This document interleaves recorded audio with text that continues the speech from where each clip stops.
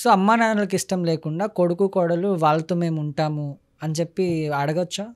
So, అలా ఉండొచ్చా వాళ్ళు? అట్లా అడగడానికి లేదు. ఎందుకంటే రీసెంట్‌గా ఒకటి బాంబే హైకోర్ట్‌లో ఒక కేస్ ఫైల్ అయింది. ఇట్లనే ఏమంటే కొడుకును, కోడలు యాక్చువల్లీ వాళ్ళ అత్తమామకి ఇష్టం లేదు. ఆ హ్మ్. అత్తమామలకి ఇద్దరికీ కూడా వాళ్ళ కొడుకు, వాళ్ళ కోడలు వాళ్ళతోని ఉండడం ఇష్టం లేదు. సో, వీళ్ళేం చేశిండ్రంటే వద్దు ఉండొద్దు అని చెప్తే బలవంత పెడతా ఉన్నారు. అయితే వీళ్ళేం చేసిండ్రంటే వీళ్ళెళ్లి అంటే ఈ కేస్ పేరేంటంటే చందిరామ్, ఆనందరామ్, హేమ్నని ఒక పర్సన్ ఈ కేస్ అనేది ఫైల్ చేశారు. దాంట్లో ఏంటంటే వాళ్ళకిష్టం లేదు. వాళ్ళ కొడుకును, వాళ్ళ కోడలు వాళ్ళతోని ఉండడం ఇష్టం లేదు. హ్మ్. బట్ వీళ్ళు బలవంత పెడుతున్నారు. టార్చర్ పెడుతున్నారు. మీతోనే ఉంటా, మీతోనే ఉంటా. ఫర్ సమ్ రీజన్ మీతో ఉంటా అని చెప్పేసి.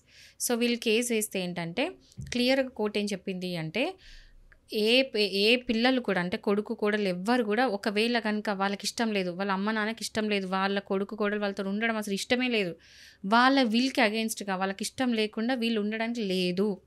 వాళ్ళు ఓకే అండి. ఇష్టపడితేనే వాళ్ళు ఉండు అంటేనే వీళ్ళు ఉండడానికి ఉంది.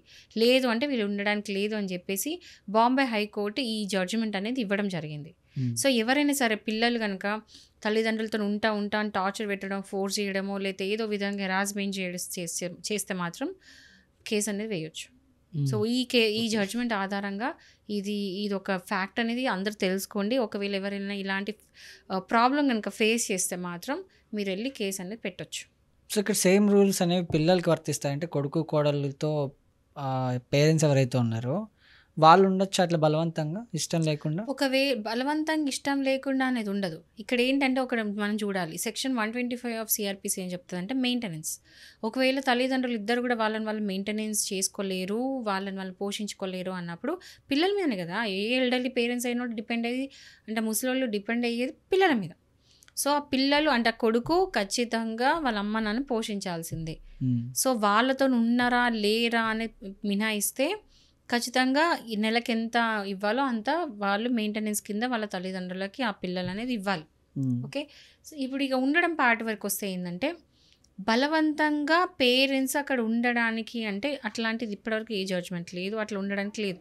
సో, హ్మ్. ఒకవేళ గనక అంటే పిల్లలకి ఇష్టం లేకున్నా పేరెంట్స్ ఉంటున్నారు అంటే అట్లాంటిదెళ్లి కోర్ట్‌లో కేస్ ఫైల్ చేయడం అలాంటిది లేదు. బట్ ఒక కేస్ ఏముందంటే, ఒకవేళ గనక వైఫ్ వచ్చి హస్బెండ్‌ని టార్చర్ పెట్టిందనుకో, మీ అమ్మ నాన్నతోని ఉండొద్దు, మనం సెపరేట్‌గా ఉందామంటే మాత్రం అది మళ్ళా కేసేయొచ్చు. ఆమె విడాకులు తీసుకోవచ్చు. ఆ హస్బెండ్ వాళ్ళ వైఫ్ నుంచి విడాకులనేవి తీసుకోవచ్చు. మా అమ్మ నాన్నతోని సెపరేట్‌గా కమ్మంటాను అని చెప్పి. హ్మ్. సో, ఆ విషయంలో తీసుకోవచ్చు.